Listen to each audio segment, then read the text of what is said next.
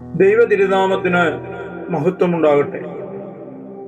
പരിശുദ്ധ നോമ്പിന്റെ 21 ദിവസത്തിലേക്ക് നാം കടക്കുകയാണല്ലോ.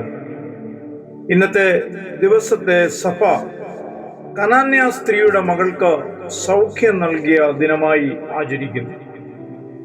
ഇന്നത്തെ അല്പനേരത്തെ ധ്യാന ചിന്തയ്ക്കായി ഞാൻ തിരഞ്ഞെടുത്തിരിക്കുന്ന വേദഭാഗം മത്തായിയുടെ സുവിശേഷം 15-ാം അധ്യായം അതിന്റെ 22-ാം വാക്യം. കനാന്യ സ്ത്രീ വന്നു കർത്താവിനോട്, ദാവീദ് പുത്ര, എന്നോട് കരുണ തോന്നണമേ, എൻ്റെ മകൾക്ക് ഭൂതോപദ്രവം കഠിനമായിരിക്കുന്നു എന്ന് നിലവിളിച്ചു. ഇവിടെ നമുക്ക് കരുണയ്ക്കായി യേശുവിന്റെ മുൻപാകെ നിലവിളിക്കുന്ന ഒരു അമ്മയെ നമുക്ക് ദർശിപ്പാനായിട്ട് സാധിച്ചു. തനിക്ക് വേണ്ടിയല്ല, പിന്നെയോ തന്റെ മകൾക്ക് വേണ്ടി വിലപിക്കുന്ന ഒരു മാതൃഹൃദയം. അവൾ യേശുവിന്റെ മുൻപാകെ തന്റെ ആവശ്യത്തെ അറിയിക്കുകയാണ്.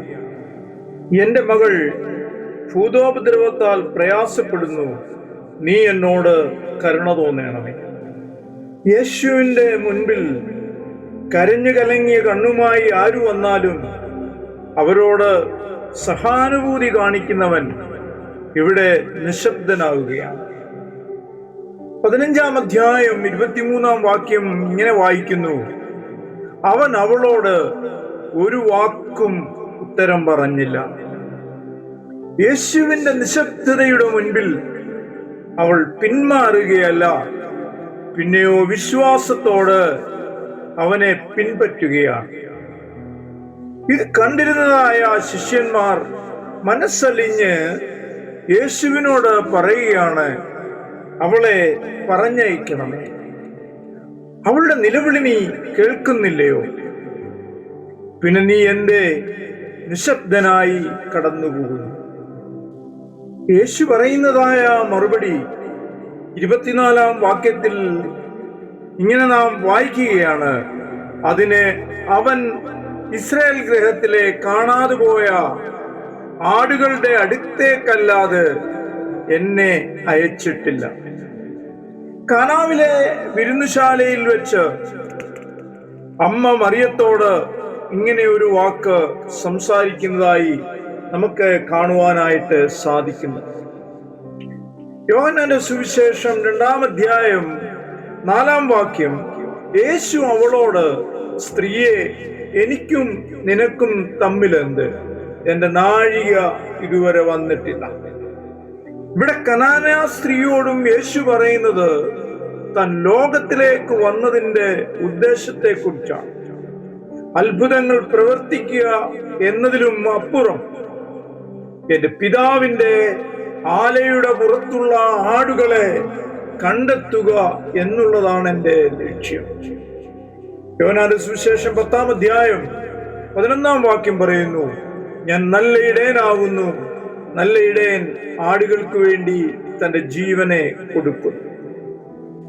പിതാവ് തന്നെ ഏൽപ്പിച്ചിരിക്കുന്ന ദൗത്യത്തിന്റെ പൂർത്തീകരണത്തിനായി ഞാൻ എൻ്റെ ജീവൻ പോലും നൽകുവാൻ തയ്യാറാണ്.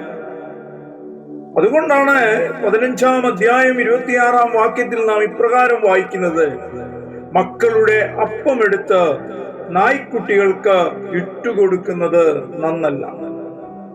യേശുവിൽ നിന്നും നിരാശയുടെ വാക്കുകൾ കേട്ടപ്പോഴും കനാന്യ സ്ത്രീ അവനെ പിൻപറ്റുന്നതായി നമുക്കവിടെ കാണുവാനായിട്ട് സാധിക്കും.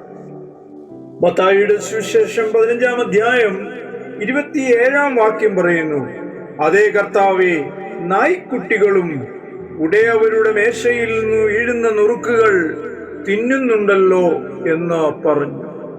തീന്മേശയ്ക്കടിയിൽ ചെറിയ അപ്പക്കഷണങ്ങൾക്കായി കാത്തിരിക്കുന്ന നായ്ക്കുട്ടി പോലെ ഞാൻ കാത്തിരിക്കുവാൻ തയ്യാറാണ്. കാരണം ഒന്നു മാത്രമാണ്: തീന്മേശയിൽ ഇരിക്കുന്നവൻ എൻ്റെ യജമാനനാണ്.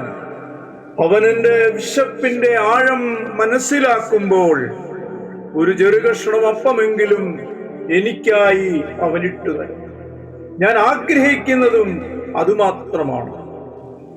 ഇവിടെ ഈ സ്ത്രീ ആഗ്രഹിക്കുന്നത് നായ്ക്കുട്ടികൾ ഭക്ഷിച്ചതിനു ശേഷം അവശേഷിക്കുന്ന ചില അപ്പക്കഷ്ണങ്ങൾ. യേശു അവളുടെ വിശ്വാസത്തിന്റെ ആഴം മനസ്സിലാക്കി അവളോട് പറയുകയാണ്, സ്ത്രീയെ, നിന്റെ വിശ്വാസം വലിയത്, നിന്റെ ഇഷ്ടം പോലെ നിനക്ക് ഭവിക്കട്ടെ. കനാന്യ സ്ത്രീക്ക് യേശുവിലുള്ള വിശ്വാസത്തിന്റെ ആഴം അവൻ മനസ്സിലാക്കിയപ്പോൾ അവളുടെ ആവശ്യം അവൾ ആഗ്രഹിക്കുന്നത് പോലെ നിറവേറ്റി കൊടുക്കുന്നതായി നമുക്ക് ഈ വേദഭാഗത്ത് കാണുവാനായിട്ട് സാധിക്കും. വചനം ഇപ്രകാരം പറയുന്നു, ആ നാഴിക മുതൽ അവളുടെ മകൾക്ക് സൗഖ്യമാണ്. ഈ നോമ്പുകാലം നമുക്ക് നേടിയെടുക്കാനുള്ളത് ഈ പ്രത്യാശയുടെ അനുഭവമാണ്. അതിന് ദൈവം തന്റെ പരിശുദ്ധാത്മാവിനാൽ നമ്മളെല്ലാം സഹായിക്കട്ടെ എന്ന് പ്രാർത്ഥിച്ചു. ഒരു നിമിഷം നമ്മുടെ കണ്ണുകളെ അടയ്ക്കാം, നമുക്ക് പ്രാർത്ഥിക്കാം. ഞങ്ങളെ സ്നേഹിക്കുന്ന ദൈവമേ, സ്വർഗ്ഗസ്ഥ പിതാവേ, ധ്യാനിച്ച നല്ല വചനത്തിനായിട്ട് സ്തോത്രം.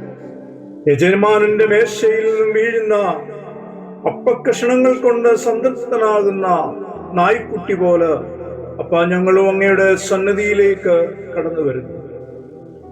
ഈ നോമ്പുകാലം നിന്റെ മേശയിൽ നിന്ന് ഞങ്ങൾ ഭക്ഷിച്ച് പാനം ചെയ്ത് ബലം പ്രാപിപ്പാൻ തക്കവണ്ണം പരിശുദ്ധാത്മാവിനാൽ നീ ഞങ്ങളെ സഹായിക്കണം. അസമാധാനത്തിൽ കഴിയുന്ന ലോകരാഷ്ട്രങ്ങൾക്ക് വേണ്ടി പ്രാർത്ഥിക്കണം. ഒരു സമാധാനം കൊണ്ട് നീ നിറയ്ക്കണം. ഞങ്ങളുടെ കുഞ്ഞുങ്ങളൊക്കെ ആയിരിക്കുന്ന ഇടങ്ങളിൽ സമാധാനത്താൽ നിറയ്ക്കണമേ എന്ന് പ്രാർത്ഥിക്കുന്നു. പ്രാർത്ഥന കേട്ടവൃക്കായിട്ട് സ്തോത്രം. മാനമോടുന്ന് മൗത്തമോടുന്ന് സർവ്വതും യേശുവിൻ ധന്യമായ നാമത്തിൽ തന്നെ ആമേൻ.